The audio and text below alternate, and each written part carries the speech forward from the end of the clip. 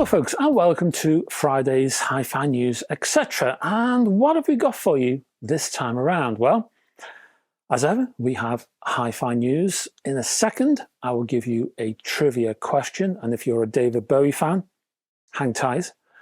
After that, we've got Any Other Business, and finally, reader questions. We've got a couple of those for you. Haven't had reader questions in a little while, so we're back on that one. Anyway, trivia.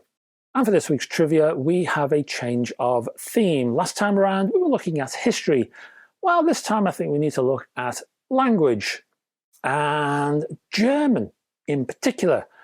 Well, there's no surprise then, we're going to be looking at David Bowie. Hey, and the question is, the David Bowie albums Low, Heroes and Lodger are often referred to as his Berlin trilogy. Why is this a misleading description of the three? Once more, the David Bowie albums Low, Heroes and Lodger are often referred to as his Berlin trilogy. Why is this a misleading description of them? And I will give you the answer at the end of this video. And once more, please don't do any Googling or any of that internet research stuff, because it just makes everything a bit, well, it spoils it because it's too easy. So have a little think, see what you come up with as you're watching the video, and at the end of the video, I will give you your answer. Anyway, Hi-Fi News. First up, we have a bunch of technology from musical Fidelity and the nu-vista range, which is new.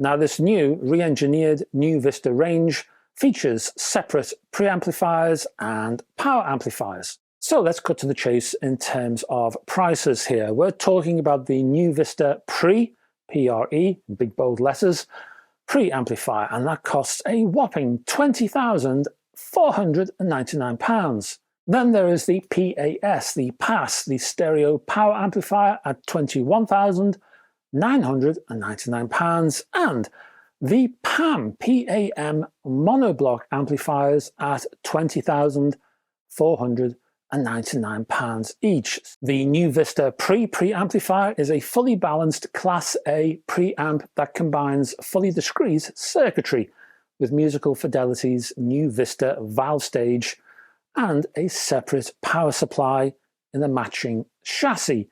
And yep, that's right, this is a preamplifier with a separate power supply in a completely separate unit. The preamp itself has 12 independent inputs. That means 6 single-ended RCA pairs and 6 fully balanced XLRs.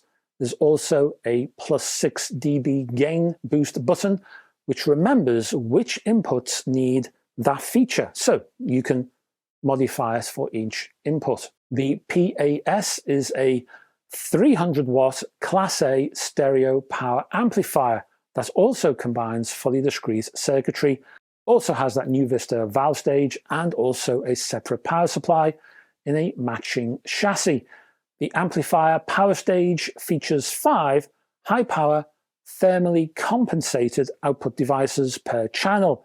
It has separate capacitors for bulk supply and one each for the output devices to reduce output impedance. And those monoblocks, PAM, P-A-M, well, that takes the PAS, P-A-S design and separates it into 2 fully separated monoblock amplifiers. So that means you're getting 600 watts of power here. The added space also allows for a slightly modified internal design, featuring bridged output amplifier stages, utilizing the power of 2x5 pairs of high-power, thermally compensated output devices. If you want to know more, down below in the description, I will put a link, and you can read all about them to your heart's content. Next up, we have a CD player from Denon.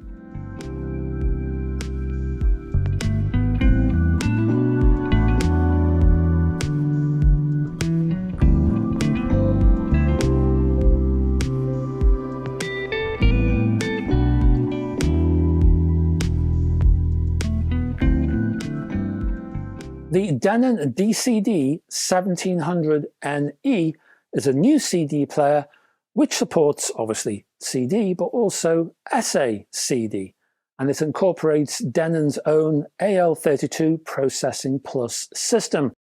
It has its own transport with a low center of gravity called the SVH, which stands for Suppress Vibration Hybrid.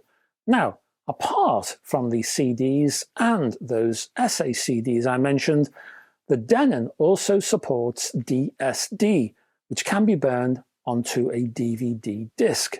And in case you're wondering, that advanced AL32 Processing Plus, well, that uses data interpolation algorithms, you get upsampling, and you get bit extension all in one package, which hopefully enhances the sound.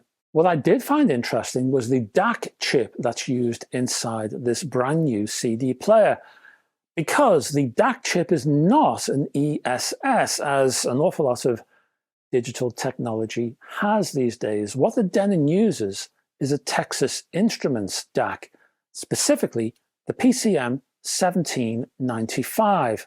Now, this particular DAC chip, well, it's getting on a bit.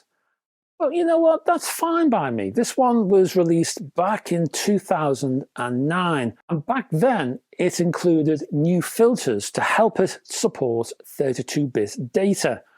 Although Denon has restrained this particular DAC chip to 24-bit. In broad terms, the CD player can support 24-bit 192 kHz or DSD 512. Now, when commenting on this particular DAC chip placed in other boxes, other products, I have heard talk that the output from this DAC chip is remarkably analog-ish in terms of presentation, but up to the 25th bit. So maybe that's why Denon has kept 24-bit limit on its PCM output for this product. I ain't sure, but I am intrigued by the whole thing, I must say.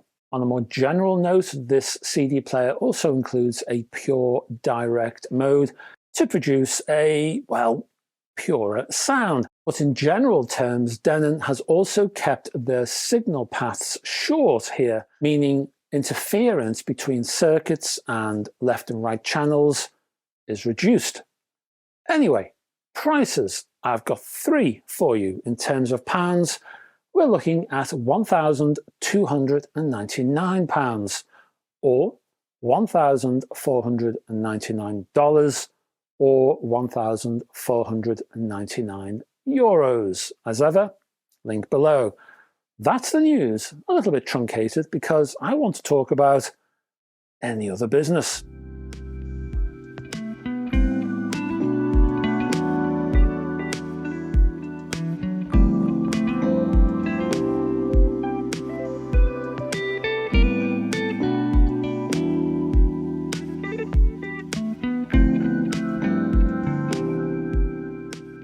First up in any other business, cars, or more specifically, BMW inside Volvo.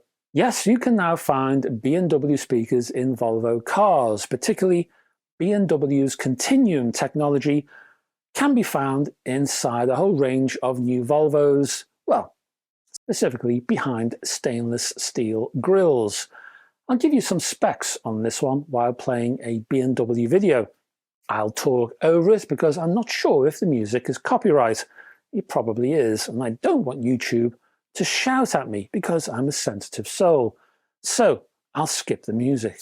Anyway, each model of car will vary in specs, but those models, the models that support BMW speakers at any rate, include the V90, the Volvo S90, the XC60, the V60 and also the S60. Now, as an example, if I take the EX90, which in its top spec variant will cost around £100,000, so a bit of a range topper, inside that model there are 25 B&W speakers in that one car.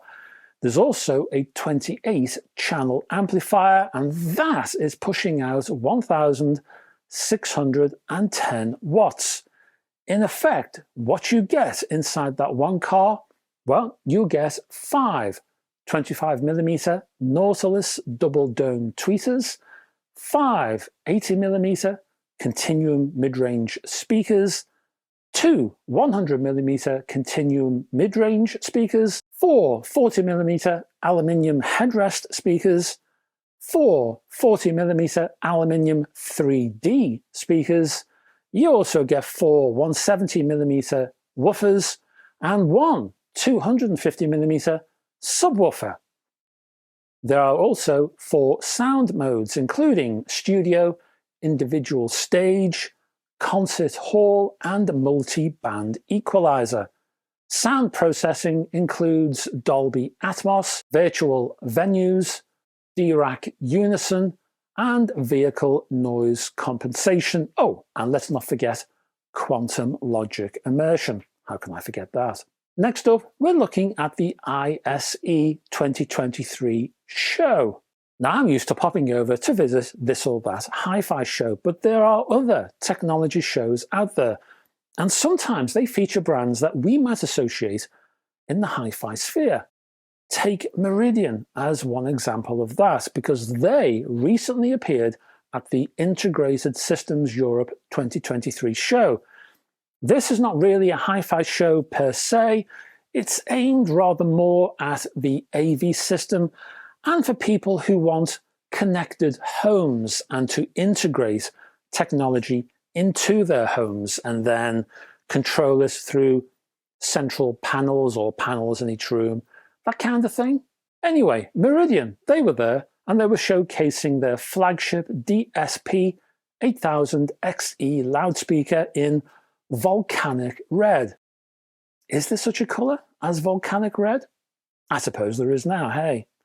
The DSP 8000XE is the first Meridian loudspeaker to emerge from the company's so-called extreme engineering program, which commenced more than 6 years ago now. It's built on a brand new audio architecture using high-spec components. Also on display were Meridian's DSP 750 in-wall loudspeakers, and they deliver a maximum output of 120 decibels and bass extension down to 30 Hz. Then there was the DSP 3200 loudspeakers, and they were shown in volcanic orange. Again, is that a colour? I need to know. Where's the guy from Pantone when you need him, eh? Anyway, these compact speakers were designed for small spaces or as part of a larger installation and include Meridian's own DSP technology with 2 integrated amps, onboard digital signal processing, and 2 drivers. In addition to that, they were showing the 210 streamer, the 218 zone controller, the 258 power amp, and the 271 digital theatre controller, and the 251 powered zone controller. Anyway, before we end and disappear to the trivia answer, we have viewer questions.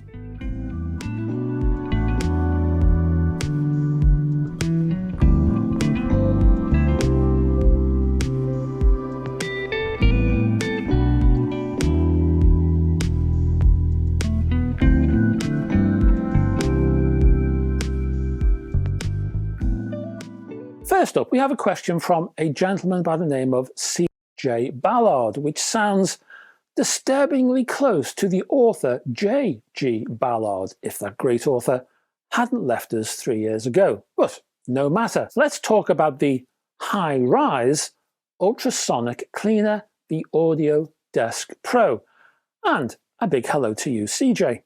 And after watching my review of the Audio Desk, CJ said, "Thank you for the explanation." Not a problem, CJ. I recently purchased this cleaner. Good.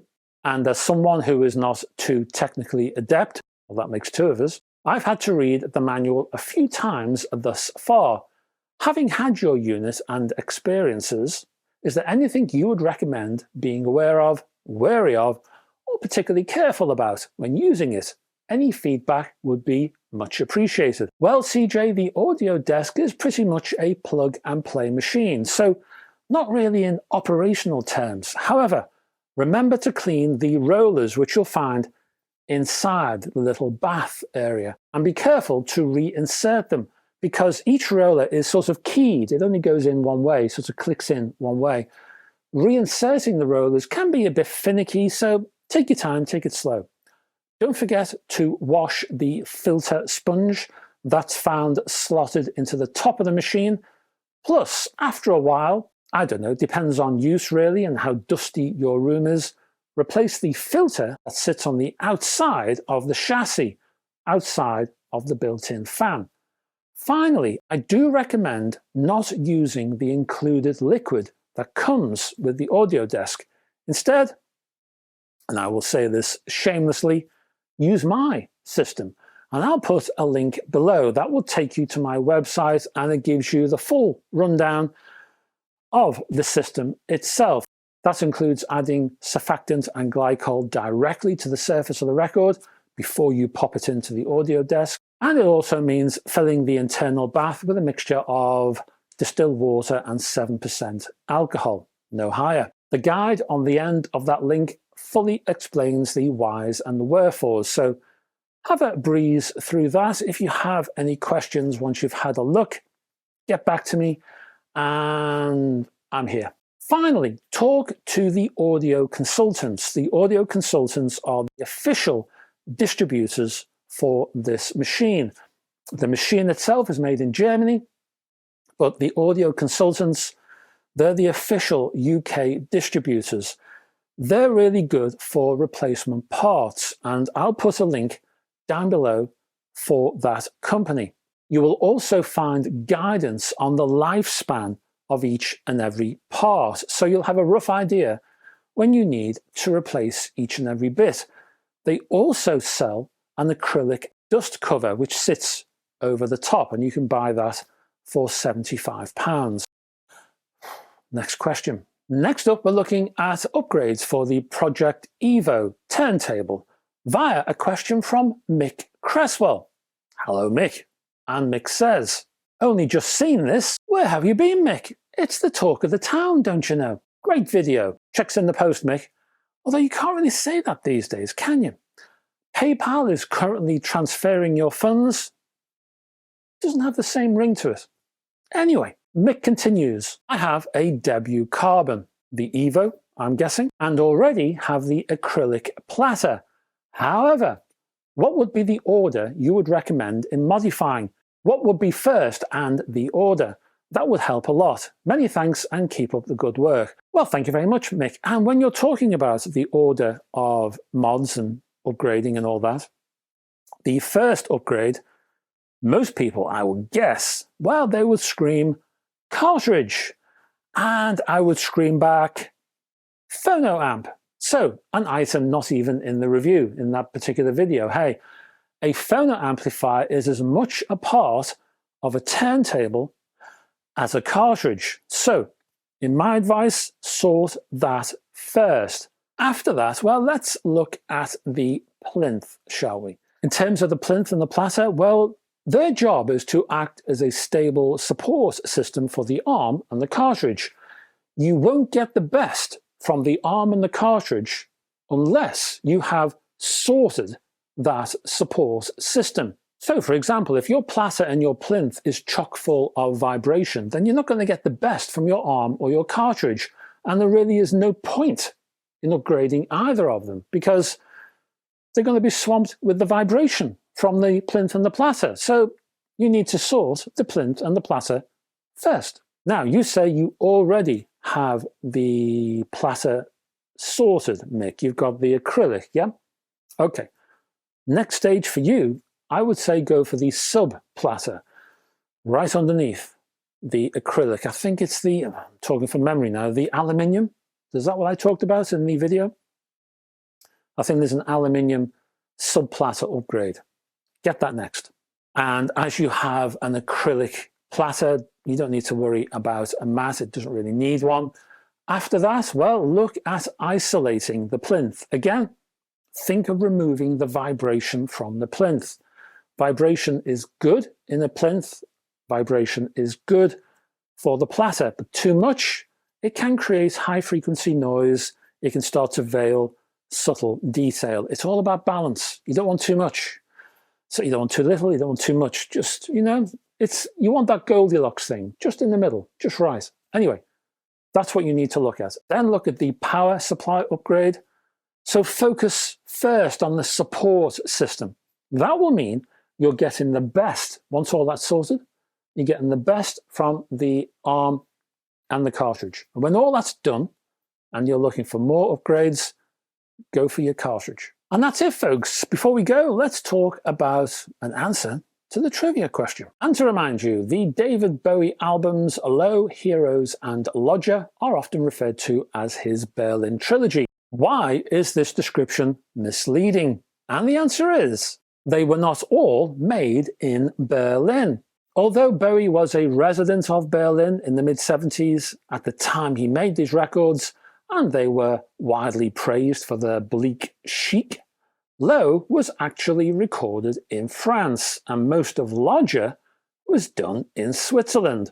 Always a popular spot for millionaires keen to minimize their tax liability. So now you know.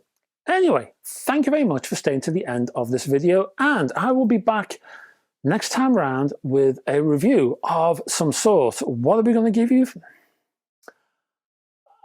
I ain't sure. At this moment, I don't know. It's not very efficient, is it? I'll let you, in the community tab, I'll let you know down there. Anyway, if you can, before you leave, downstairs, click on the like and subscribe buttons. It will help this channel enormously. Also down there, there are links to my website, my Patreon page, and any support you can give me from Patreon helps this channel to continue life. And there's all kinds of exclusive stuff over on the Patreon page that you won't see here, won't see anywhere. It's also, Patreon is a bit of a hub. So anything and everything I do, wherever it might be, always ends up on Patreon. So if you can't be bothered to look hither and thither, you'll find it there. My Facebook group, you're welcome to join that. The link is down there. And did I mention my website? Anyway, that's down there too. And my other social media platforms, Instagram, Twitter, all that caper.